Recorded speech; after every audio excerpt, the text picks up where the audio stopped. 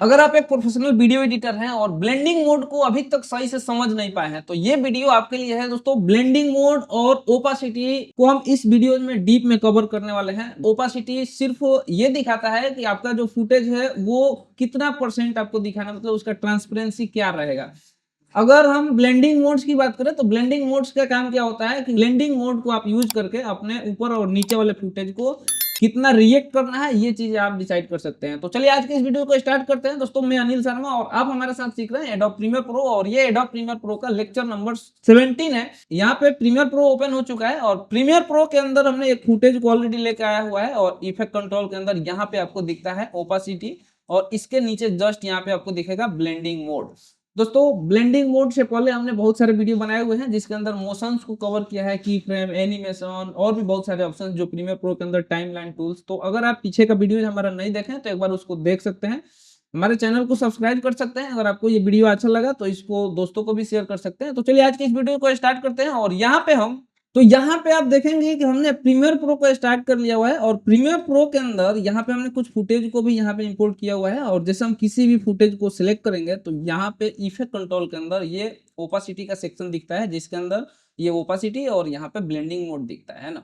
अब ओपासिटी सिर्फ ये दिखाता है कि हमारा जो फुटेज है उसका ट्रांसपेरेंसी कितना रहेगा। तो जस्ट यहाँ पे आप वो वैल्यू टाइप करेंगे कितना परसेंट इसको दिखाना चाहते हैं। जैसे इसको हम अगर 20 टाइप कर रहे हैं तो यहाँ पे आप देख रहे हैं ये वाला फुटेज जो है वो 20% अभी हमें दिख रहा है। अगर हम इसको ऊपर करके और नीचे कोई फुटेज हम ऐड करें तो यहाँ पे दोनों फुटेज हमें दिख रहा है। रीजन बीइंग ये वाला फुटेज जो है वो हमें 80% दिख रहा है और ऊपर वाला जो फुटेज है वो 20% मुझे यहाँ पे दिख रहा है। तो इसको अगर हम यहाँ पे सिलेक्ट करें और यहाँ पे 50% पे अगर कर देते हैं इसको तो ये ऊपर वाला जो फुटेज है मेरा वो ऊपर वाला ये जो फुटेज है मेरा वो 50% अभी हमें दिख रहा है और नीचे वाला जो फुटेज है वो हमें अभी अभी यहाँ 100 है लेकिन ये दिख मुझे 50% रहा है क्योंकि ऊपर वाला 50% ऑलरेडी कवर किया हुआ है ना।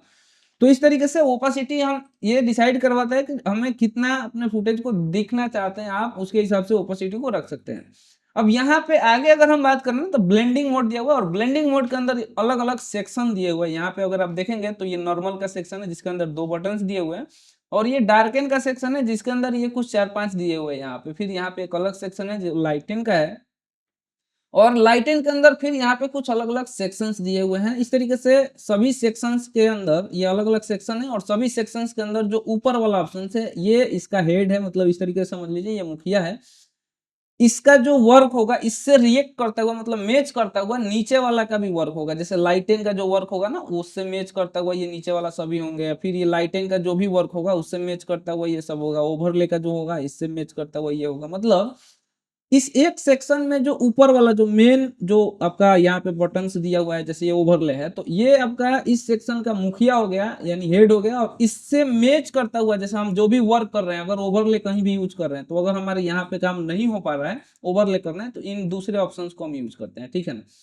तो सबसे पहले आपको समझना है सभी सेक्शंस के जो ऊपर वाले बटन्स दिए हुए ना ये एक्चुअल में क्या है और किस तरीके से काम करते हैं। तो इसको समझने के लिए हमने एक यहाँ पे ग्रेडियंट बनाया हुआ है। इसको जस्ट हम यहाँ टाइमलाइन पे लेके आते हैं और इस फुटेज के ऊपर रखते हैं, ठीक है।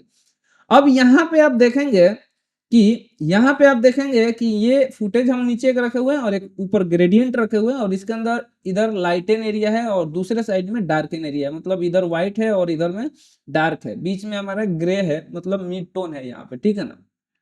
इसको हम सिलेक्ट कर रहे हैं और सिलेक्ट करने के बाद थोड़ा सा इसको हम छोटा कर देते हैं। एक्चुअल में मोशंस को हम क्लिक करके और यहाँ पे हम इसको थोड़ा सा स्केल डाउन कर देते हैं। हम आपको बताए हैं पीछे के क्लासेज में इन ऑप्शंस को। तो अब यहाँ पे हम आते हैं और यहाँ पे अगर हम बात करें ब्लेंडिंग मोड के अंदर अगर हम जैसे ये नॉर्मल है, नॉर्मल का मतलब ये स्टैंडर्ड अभी रहेगा। अगर हम यहाँ पे डार्कन में अगर आते हैं तो एक्चुअल में क्या होगा, हमारा जो क्लिप है इसके अंदर जो डार्क एरिया है सो वो होगा शो और लाइट एरिया जो होगा वो रिमूव हो जाएगा। अगर आप यहाँ पे लाइटन को सिलेक्ट करते हैं तो क्या हो रहा है, लाइट एरिया जो है वो शो होगा और डार्कन जो है वो रिमूव हो जाएगा।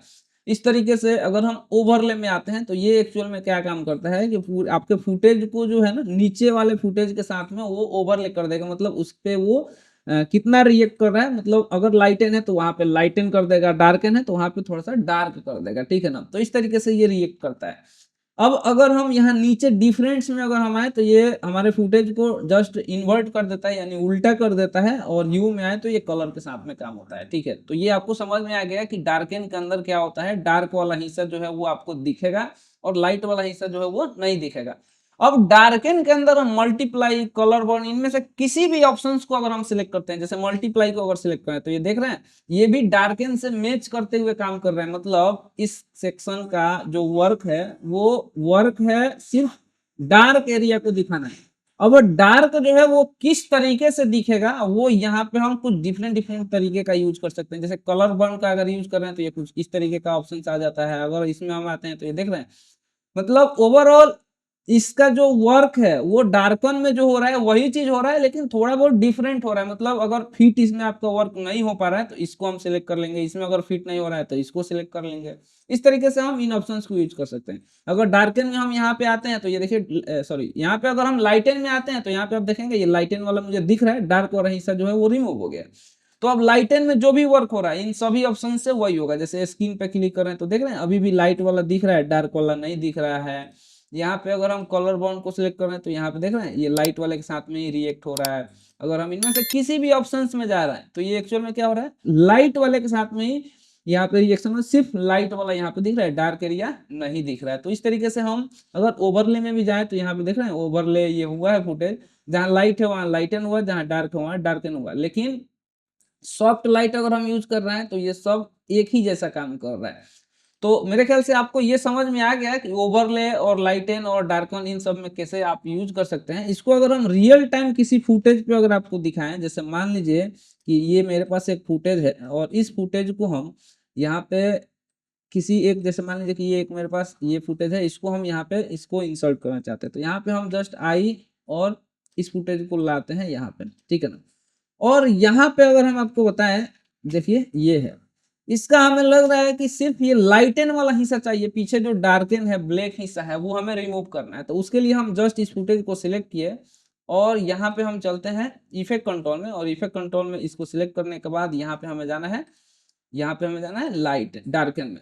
तो डार्कन में जैसे हम जाएंगे तो डार्क हिस्सा हमें दिखेगा, लाइट वाला हिस्सा हमें नहीं दिखेगा। तो कुछ इस तरीके का हमें इफेक्ट देखने को मिल रहा है। लेकिन अगर हम इसको लाइटन में कर दें तो क्या होगा, लाइट वाला हिस्सा जो है वो दिखेगा, डार्क वाला यहाँ पे रिमूव करके। अब यहाँ पे अगर आप देखेंगे तो ये देखिए, ठीक है। तो इस तरीके से अगर हमें लग रहा है कि लाइटिन में हमारा जो यहाँ पे कटआउट है, मतलब ये वर्क परफेक्ट नहीं हुआ है, तो हम यहाँ पे स्क्रीन को सिलेक्ट कर सकते हैं। ये देख रहे हैं यहाँ पे हम किसी भी ऑप्शंस में जाएंगे तो वो वर्क जो है वो ऐसे हो रहा है जैसे हमारा लाइटन हो रहा है, ठीक है ना। तो ये एक सेक्शन है और जिसका हम यूज कर सकते हैं अपने यूज के हिसाब से, ठीक है ना। जैसे ये फुटेज आप देख रहे हैं तो यहाँ पे हमने यूज किया था, हाँ ये फुटेज है जिसमें ये फॉग है, और फॉग जो है ये डार्क में है तो हमने यहाँ पे लाइटन यूज किया था ताकि ये सिर्फ लाइट वाला हिस्सा दिखे। तो ये कुछ इस तरीके से हमें इफेक्ट देखने को मिल रहा है। और यहाँ पे अगर हम जैसे मान लीजिए कि ये एक फुटेज है, अगर इसको भी हम यूज करें, जैसे यहाँ पे हम आई, ये फुटेज को पूरे हम ले लेते हैं यहाँ पे, और इसमें हम अगर हम चाहते हैं कि ये डार्क वाला हिस्सा दिखे, ये व्हाइट वाला हमें नहीं दिखे, तो हम क्या कर सकते हैं, यहाँ पे इफेक्ट कंट्रोल में जाएंगे, इसको सिलेक्ट करेंगे और ब्लेंडिंग मोड में जाके यहाँ पे हम इसको सिलेक्ट कर देंगे लाइटन, तो लाइट वाला दिखेगा, और डार्कन कर देंगे तो डार्क वाला दिखेगा। अब देखिए ये कैसा हमें दिख रहा है। यहाँ पे एक्चुअल में ये ऑलरेडी वो है, डार्क है, इस पे हम आते हैं और यहाँ पे हम आपको दिखाते हैं तो ये देखिए आपको दिखेगा यहाँ पे, देखिए।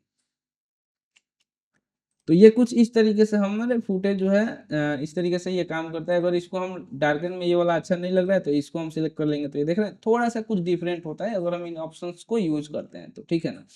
तो इस तरीके से ये लाइटन और डार्कन का हम लोग यूज कर सकते हैं। यहाँ पे अगर हम किसी दूसरे फुटेज को भी अगर लेके आए और इस पे हम इसको अगर यूज करते हैं तो ये देखिए यहाँ पे ऑलरेडी इस पे क्या अप्लाई हुआ है, यहाँ पे लाइटन अप्लाई हुआ है। अगर इनमें हम स्किन कर लें तो ये कुछ इस तरीके से हो जाएगा। अब देखिए ये कैसा दिख रहा है।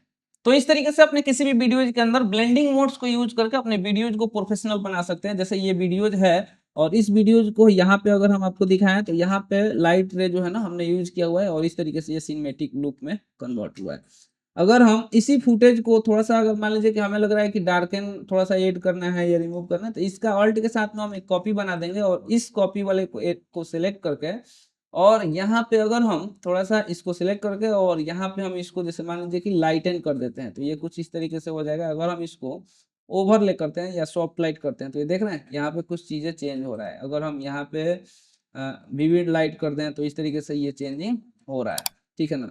तो इस तरीके से आप अपने फुटेज के अंदर ब्लेंडिंग मोड्स को यूज करके अपने काम को आसान कर सकते हैं और इस तरीके से सिनेमैटिक्स लुक्स वगैरह आप क्रिएट करना चाहें तो कर सकते हैं। दोस्तों ये वीडियो आपको कैसा लगा कमेंट करके हमें जरूर बताएं, साथ ही साथ अपने दोस्तों को भी शेयर करें ताकि आपके साथ आपका दोस्त भी सीख सके Adobe Premiere Pro. Thank you, मिलते हैं अगले वीडियो में।